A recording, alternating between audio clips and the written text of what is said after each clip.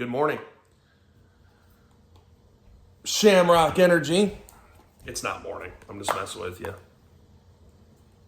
The body of Christ. Oh. Right or left? I'm going to go left. Well. A lot of people, as in no people, have been asking me, Shamrock Energy, where you at, dog? Where you at? You haven't made a video in weeks, a month. You are correct, my friend. And there's a couple reasons for that. Moved across the country. Scottsdale, Arizona, from Austin, Texas. Here I am, man. Took a minute to get moved in. I'm in the middle of a new job as well. A little bit of a career shift. Not a career change, career shift. And some really exciting developments. I've joined Irish Tribune as a contributor. And with that, I've joined First and Gold Pod with my boy, Peter. I forget his last name. Peter Mulroy. Holy shit. It's been a long day. I wanted to just get in front of you guys real quick. I don't got too much time, but I wanted to get in front of you. One, to offer an apology for not being here. I've wanted to make a video for a while. I just literally haven't had the time. I haven't been making it as big of a priority with all the stuff I'm doing with Irish Tribune and the First and Gold podcast and then my actual job and the move. It's just been a lot, but now I'm prioritizing it. I'm going to commit to you at least once a week. We are 16 days away from kickoff. As kickoff happens, as the season's actually happening, we're going to have more time to do this. We're going to be having a little bit more to talk about as well. As you guys know, this fall camp has been, there's a lot of storylines there. We'll talk about them. I talked about it already on the First and Gold pod. I'm going to talk about them in the article that I'm writing. The offensive line battle continues to rage on the left side, and color me freaking shocked. I had no idea that Anthony Knapp was going to be an actual option for this. This could be really, really good or really, really bad. I'll leave it at that for now. We're not going to discuss it today. What I wanted to discuss more than anything is now that the media is no longer allowed to join these practices. This was the last open day today. I just want to make a comment that I'm noticing. Not really on the beat, but just Notre Dame fans as a whole. We are the biggest bunch of pansies. Like, it's actually kind of wearing me thin. I'm not going to lie. And I'm probably one of them too. Guys, let's not jump to conclusions here. We're entitled to our opinions. Anthony Knapp being at the left tackle spot, I jumped to my conclusion. I said, I'm concerned. I don't love it. I don't know how I feel about this. But we don't know. Let's let it play out. The Deuce Knight saga. I don't want to talk about it. I get it. We all freaking went into a tizzy then too. And then what happened? Shit started to start to play out a little bit, right? I understand that that still may not go in our direction, but you got to admit, Notre Dame's feeling a little bit better than what they did last week. We'll see what happens. I guess keep an eye on August 30th. That's the big flip date. And I'll tell you this much. If Deuce Knight flips on August 30th, the day before kickoff against Texas A&M, bye-bye. I don't want to make those types of assumptions, though, right? I want to be fair. I want to be fair to him and fair to him and the pressure that's been put on him, right? But I'm just saying, that'd be a piece of work move. You know, exaggerations are born in the off season.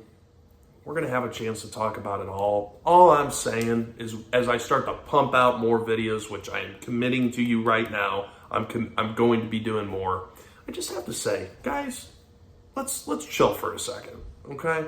We're all entitled to be a little bit worried. I get it. There's some anxiety there too, but I got to be honest with you. Now, I get that Charles Jagusah going down is far from ideal because the offensive line was far from ideal to begin with, but just some things to quell your worries. The worst offensive line that we have seen in the last 30 years was 2007. That was really bad. And one that was really, really close to it was 2021. In 2021, they were still able to find a way to produce on offense, albeit not ideal. Bear with me. You had Sack Cone at quarterback, who couldn't freaking find himself He literally dropped like a sack of potatoes every time that there was even a semblance of pressure. That dude was seeing ghosts. That's how bad that offensive line was. But you look even in week 1, man. If he smelled pressure, that dude was dropping. Okay, that's not the situation this year, guys. We've got Riley Leonard. He's one of the most dynamic guys in that quarterback position right now in the country. You know, it's just a different scenario. You've got Mike Denbrock as the offensive coordinator. This ain't Tommy Reese anymore. And you've got 11 guys on scholarship at the receiver position. In my opinion, and I think in the opinion of the beat, the receiver room has taken a big step up. They might be for real. And with that, the rotation's been kind of announced. Jaden Greathouse, the clear leader in the room, if you ask me, and if you ask people that I guess are close to the program. Chris Mitchell, Jordan Faison, Jaden Harrison. You've got Jaden Thomas along with that, and you got Bo Collins. If you ask me, that's a good complementary skill set there. You got guys that can blow the top off of a defense, and you got guys that you can depend on when you need to pick up those hard-earned yards. Jaden Thomas has always been that. The reason that I mentioned Jaden Thomas is because if you recall last year, Jaden Thomas was the guy. That's who was supposed to be the dude. We're in a night and day situation on offense, guys. From 2021, I mean, from last year for sure, but in 2021 as well, when our offensive line was just in shambles, okay? I don't predict that this offensive line is going to be close to that bad. I predict this offensive line is going to be something between 2018 and 2019. Serviceable. If Notre Dame's offensive line is more than serviceable and they end up being good to very good, the ceiling of this team is just incredible. I'm not anticipating that. I can't see into the future. I just, that would take a lot for me to put that out there, and I'm not going to do that today. All I'm saying is we just need to take a little deep breath, okay? There's this faction of, I guess you could call it the Notre Dame beat, but this world of Notre Dame podcasters that are freaking the fuck out. They're the same type of guys that end up freaking screaming when the plane hits turbulence. Oh, God, it's all over. It's like, dude, just chill. The plane's going to land. We're going to be okay. Week 1 can't come soon enough, though, can it?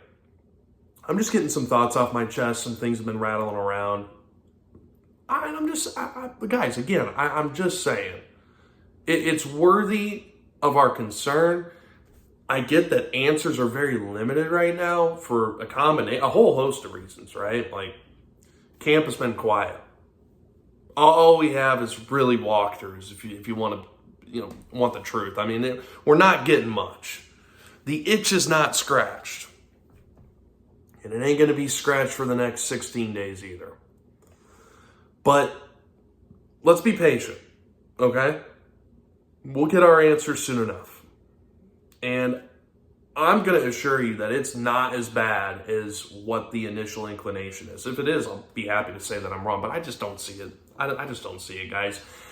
Ask yourself real quick. Did Tosh Baker perform poorly in the bowl game against Oregon State? No, he did not. He did not. He was solid. He was good. He was serviceable. Did you guys think that Anthony Knapp was going to even be close? I'll tell you this much. I didn't think Anthony Knapp was going to be even close to a factor for that left tackle position. So the fact that he's battling for this, I don't think in my heart of hearts and in the back of my head, I don't see a scenario in which Tosh Baker was that bad. Okay? Like, it's not that big of a disaster that Anthony Knapp is someone that the coaching staff is throwing a lot at, is responding well to it. Listen, if the staff wanted to, they could plug Gerby Lambert at that position, at that spot, if they felt that he was ready, right? But they're not throwing just anybody out there. They're throwing Anthony Knapp out there, who I thought performed well in the blue and gold game.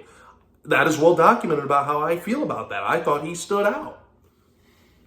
So it's not like we're scrambling and panicking to find answers here. And yes, the answers are limited, but the options are not. There are options there. There are options that are on the table. And that should be reason for us all to just exhale for a minute. Here's what I want from the rest of camp. And it's really, really freaking simple. No injuries.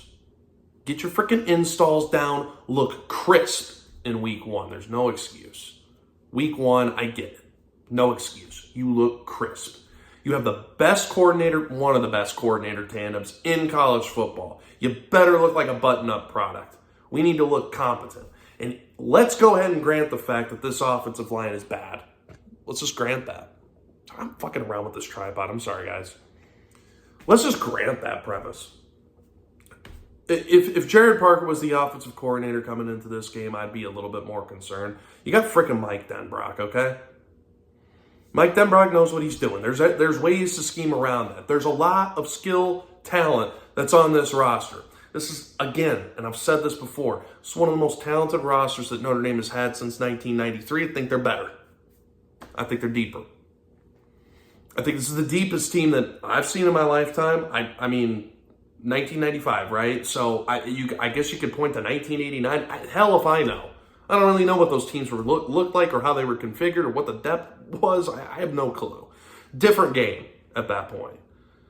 All I'm saying is that in the modern era of my fanhood, being a freaking close follower of Notre Dame, I have not seen talent like Notre Dame has on the offensive side of the ball. From a depth perspective. Top-end talent, 2015 takes it all. I'm just saying. There's ways around this.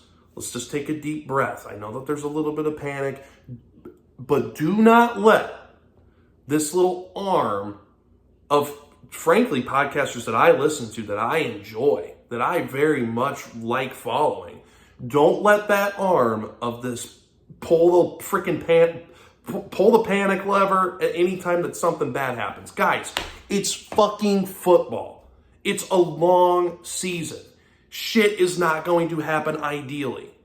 It's not going to happen how you drew it up. This is how it goes. I will be the first one to come to you and say, listen, something's up. This isn't good. If the product on the field sucks in week 1, I'm going to be the first one that's going to come to you and admit that. I'm not doing Notre Dame's dirty work. I'm not one of their freaking henchmen that's out there trying to fucking spin shit. That's not who I am. Hell, I cussed freaking 15 times in this video. I'm already demonetized, and I don't care. I don't do this for the money. I do it to tell the truth. I do it to get my thoughts out there, and it's a healthy avenue to do so. But don't let that side of Notre Dame Nation disturb your peace, because there's no reason to panic yet. Guys, we fucking made the playoffs and went undefeated with Tony Jones as a running back. He wouldn't even be the third running back on this roster. Maybe he would. That was the dude who was taking the bulk of the carries. Him and Dexter Williams. Okay?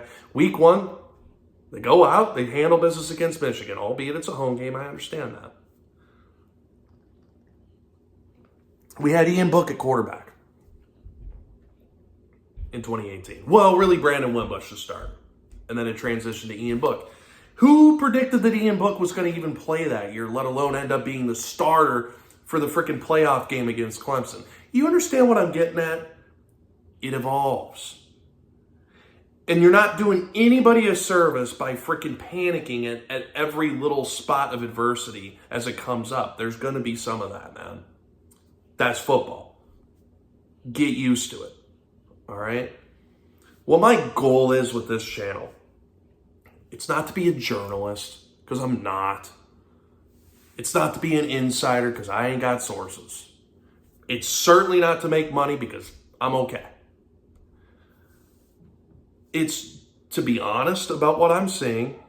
I'll be as objective as I possibly can, and I'm going to give it to you from a fan perspective. You deserve the truth. Don't let people freak you out right now. It's not the time for that. If that product sucks in week 1, then we'll talk about that. We'll have that conversation. Notre Dame fans, we're a bunch of freaking pansies. We live in existential dread. I mean, we just do. It's how it goes. It's literally copy and paste every year. There's always something. How can we forget in 2022 the injury of Avery Davis? You know what I mean? It's like this stuff happens, guys. Where was it? 2021. It's probably 2021. Sorry. This stuff happens, and how soon we forget. Oh no, we have a weak spot on our team. Guess who else had a weak spot on their team? 2021 Georgia, their secondary, in their generational defense. Guess who else had a weak spot on their team? Last year, Michigan. They had J.J. McCarthy at quarterback. Dude threw for freaking 90 yards most of the games that he was in. That's based on no statistical knowledge. I'm just thinking on the top of my head. They had no receivers. But I'll tell you what they did have. They had a really, really strong culture. They knew what they were. They had an identity. And they had a strong locker room. I think Notre Dame has that. I think Notre Dame's much more talented than this Michigan team. I think that this coaching staff is better than that Michigan team. They just won the national championship last year and made it look easy against Washington. You don't have to have a perfect team to, one, have a perfect season, but two, win a national championship. Let's pull our head out of our asses, all right? Let's freaking win this game against A&M. Then we'll talk about what we're seeing. But these little 20-minute practice sessions that are open to the media and you freak out because Anthony Knapp's the starter today, that's not doing anybody a service. Those are my thoughts. I appreciate you guys. Shamrock Energy is coming back in full force. I'm sorry. I hate the fact that I was absent. It was like a deadbeat dad, man. I was not there. But I'm coming back, and I encourage you and I implore you guys to check out the First and Gold podcast. Peter Mulroy is awesome. I'm so happy that I get to tag along with that guy. Fantastic pod. Irish Tribune is doing some really big things too, some really good things. Tribune Plus, pretty cool. The articles are quality. I'm pumping out quality as much as I can. I'm not the quantity guy. I'm doing as well as I can with that. And there's a lot of really good writers on that staff. So I implore you guys to take a look at that. I encourage you guys to like and subscribe. This was supposed to be like a 5-minute video and it's 17 minutes. And it's really just me kind of getting my thoughts out there because it's been rattling around in my brain. Let's get through this, guys. Go Irish. Shamrock Energy. I'll be coming at you again.